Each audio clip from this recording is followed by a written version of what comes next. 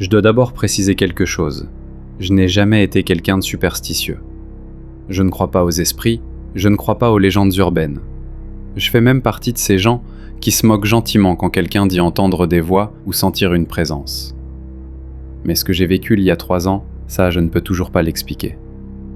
Et j'ai essayé. Croyez-moi, j'ai vraiment essayé.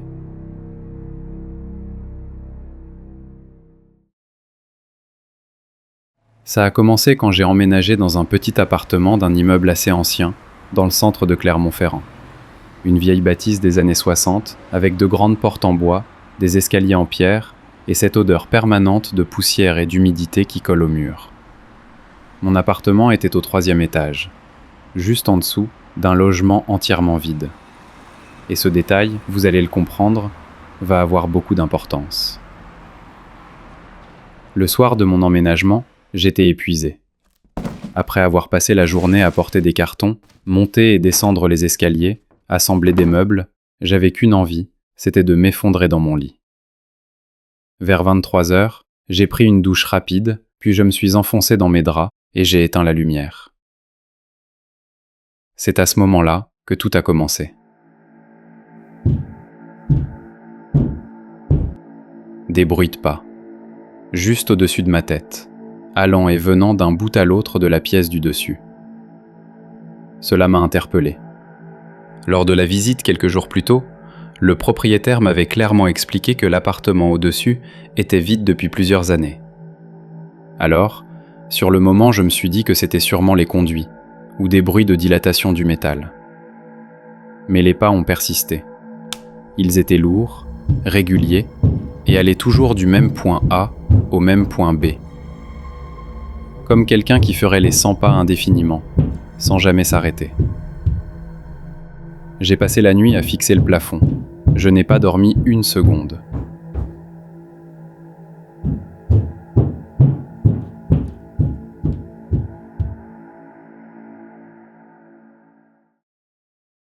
Le lendemain matin, à moitié crevé, je me suis arrêté devant la gardienne. Une vieille femme, voûtée, les cheveux en chignon, et qui passait ses journées à nettoyer les escaliers.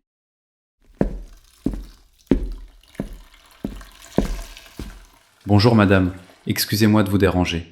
J'aimerais vous poser une question. Est-ce qu'il y a quelqu'un au-dessus de chez moi ? Elle a levé les yeux, puis les a redirigés vers le sol en reprenant son nettoyage. Non, cet appartement est inhabité depuis 5 ans. Personne n'y vit, personne n'y entre. Pourtant, hier soir, j'ai entendu des pas, toute la nuit. Je suis certain que ça venait de là-haut. Elle est restée impassible, mais a dit quelque chose qui m'a mis mal à l'aise. Vous êtes le 3e à me dire ça. Les 2 locataires avant vous sont partis car ils entendaient, eux aussi, des choses. Sur le ton de la boutade, j'ai renchéri. Moi, je n'ai jamais rien entendu de bizarre dans mes précédents logements. Et j'aimerais bien que ça reste comme ça. Elle n'a pas relevé et m'a tourné le dos, mettant fin à la conversation. Pendant les 3 nuits qui ont suivi, le vacarme a continué. Parfois, c'était des pas lents, d'autres fois, plus précipités, comme si quelqu'un courait dans la pièce. J'ai essayé de mettre mes écouteurs le volume à fond, mais rien à faire. Impossible de dormir. Un soir, excédé mais aussi un peu intrigué, j'ai frappé au plafond avec un balai. 3 coups secs. Les pas se sont arrêtés net. Puis, quelque chose a frappé en retour. 3 coups. Avec exactement le même rythme. Ça me répondait. Une sueur froide m'a parcouru le dos. J'ai posé le balai doucement par terre et me suis assis sur mon lit. Ce n'était pas une canalisation, ni un claquement de porte ou quelconque bruit de bâtiment. Cela provenait d'une personne. C'était intentionnel.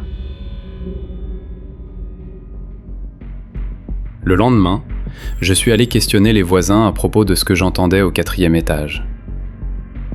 La plupart répondaient de manière évasive. J'avais l'impression que personne ne tenait à évoquer le sujet. Finalement, un vieux monsieur du rez-de-chaussée m'a expliqué en détail ce qu'il s'était passé 5 ans plus tôt.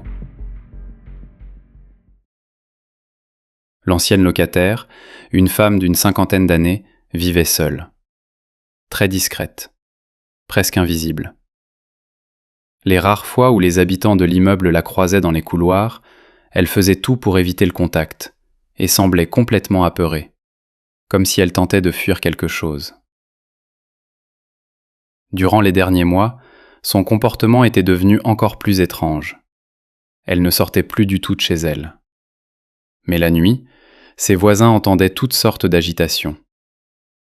Au début, c'était simplement des bruits de pas et des murmures incompréhensibles.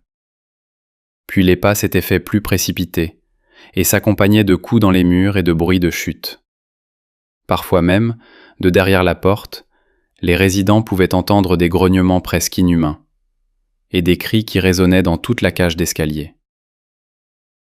Lorsqu'il sonnait à sa porte, les bruits s'arrêtaient soudainement, mais le vacarme reprenait à chaque fois la nuit suivante. Finalement, les pompiers ont accepté de forcer la porte lorsqu'une odeur insupportable a commencé à se dégager de son appartement. Ils l'avaient retrouvée morte dans son lit, dans un état de déshydratation et de malnutrition extrême. D'après les cernes autour de ses yeux, elle n'avait pas non plus dormi pendant plusieurs semaines.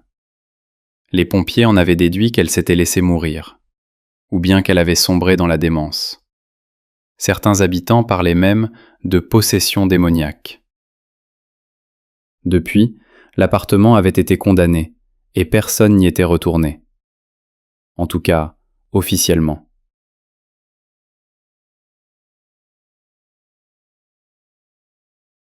Je me souviendrai très longtemps des bruits que j'ai entendus la nuit suivante, parce que c'était la première fois que ce n'était pas des pas. J'étais allongé dans mon lit, les yeux fixés sur le plafond dans la pénombre, quand un gémissement glaçant s'est fait entendre. Comme une respiration douloureuse, presque un râle. J'ai retenu mon souffle et tendu l'oreille. Soudain, la voix est revenue. Une voix de femme. Elle murmurait une sorte de litanie étrange et incompréhensible. J'ai senti tous mes poils se dresser. Cette fois, j'en étais sûr. Je n'étais pas seul. Tout à coup, les pas ont repris, plus rapides, désordonnés, comme si la femme courait ou s'agitait, juste au-dessus de ma tête, dans une pièce censée être vide. J'ai passé cette nuit-là avec la lumière allumée. Le lendemain, en me voyant sortir les yeux creusés pour me rendre au travail, la gardienne m'a abordé. « Vous entendez encore des bruits, n'est-ce pas ?» Je n'ai rien répondu, mais elle a compris. Elle a laissé échapper un soupir, puis a dit « Ne répondez pas au bruit, et surtout, ne frappez plus au plafond. Elle n'aime pas ça. » Elle ? Qui ça, elle ? La femme qui est morte au-dessus de chez vous.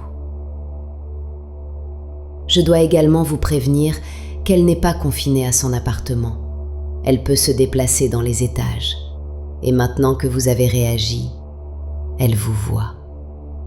Mon estomac s'est noué. Il faut que vous appreniez rapidement à faire abstraction de sa présence, comme l'ont fait tous les autres résidents de l'immeuble. Ou bien il se pourrait qu'elle vienne vous rendre visite très bientôt. Le soir, en rentrant, je n'ai même pas pris la peine de dîner et je suis tombé comme une masse.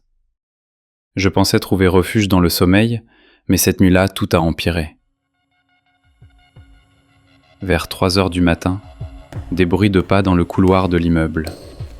Des pas traînants qui descendaient les escaliers. Je me suis levé sur la pointe des pieds et j'ai approché mon oreille de la porte d'entrée. Les pas se sont poursuivis le long du couloir inlassablement, jusqu'à s'arrêter juste devant ma porte. Derrière, j'entendais quelqu'un respirer. Une respiration rauque, sifflante, irrégulière. Puis un long glissement contre le bois semblable à celui d'une main qui chercherait à s'orienter. La poignée s'est mise à bouger, lentement, comme si quelqu'un essayait d'ouvrir sans se faire entendre. Je suis resté pétrifié. impossible de bouger. Puis la poignée est remontée d'un coup. Plus aucune respiration. Plus de pas. Le silence total. Le lendemain, j'ai remballé toutes mes affaires à la hâte dans des cartons. Il était hors de question que je reste plus longtemps dans cet appartement. Dans la foulée, j'ai appelé le propriétaire pour lui dire que je partais. Il n'a même pas semblé surpris. Après tout, les 2 locataires avant moi avaient fait pareil. Ils étaient partis en quelques semaines sans donner de vraies explications. Le temps que je finisse tous mes cartons et que je fasse un peu de ménage, il était déjà tard. La nuit venait de tomber. J'ai décidé d'appeler un hôtel dans le quartier pour tenter de réserver une chambre. Depuis quelques heures, il pleuvait des cordes. C'est probablement la raison pour laquelle tous les établissements qui proposaient des prix abordables affichaient complet. Entre le déluge dehors et devoir débourser une somme exorbitante pour une chambre, j'ai décidé de prendre mon courage à 2 mains et de rester dans l'appartement une dernière nuit. Mais qui sera aussi la pire de ma vie.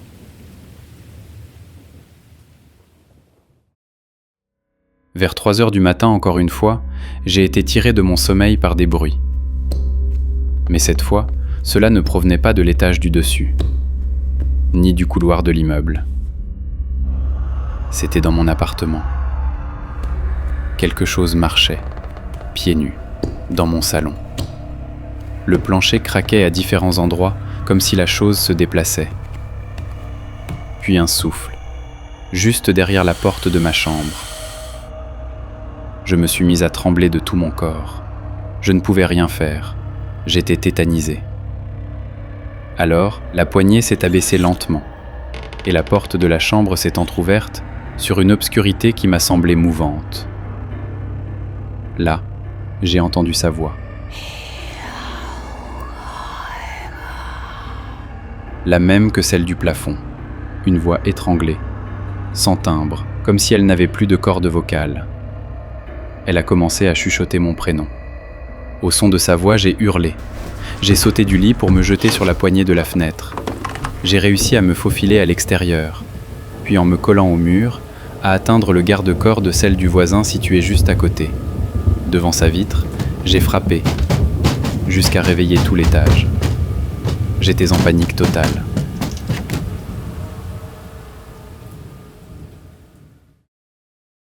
Une fois en sécurité, j'ai tenté d'expliquer à mon voisin les raisons de mon incursion soudaine devant sa fenêtre. Avec le stress, mon discours était complètement décousu. Mais quelque part, je l'ai senti concerné. Je pense qu'il se doutait bien de ce qu'il venait d'arriver. Aux premières lueurs de l'aube, il a accepté de m'accompagner dans mon appartement pour que je puisse récupérer quelques affaires. Quand on est entré, tout semblait normal. Pas d'objets déplacés, pas de traces d'irruption, rien. Alors je suis parti de l'immeuble sans me retourner, pour ne revenir que quelques semaines plus tard avec une équipe de déménageurs.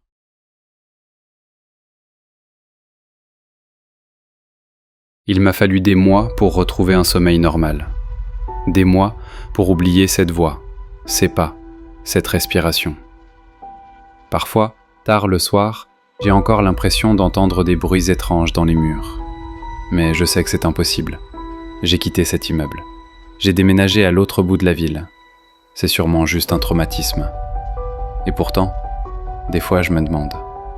Je me demande si ces choses qui errent au-dessus des plafonds ou dans ces appartements inhabités restent vraiment là où on les a laissées, ou si elles peuvent nous suivre. Ce soir encore, alors que j'écris ces lignes, je suis presque sûr d'entendre quelque chose, juste derrière ma porte, qui attend. Oh mon Dieu, je crois qu'elle m'a retrouvé.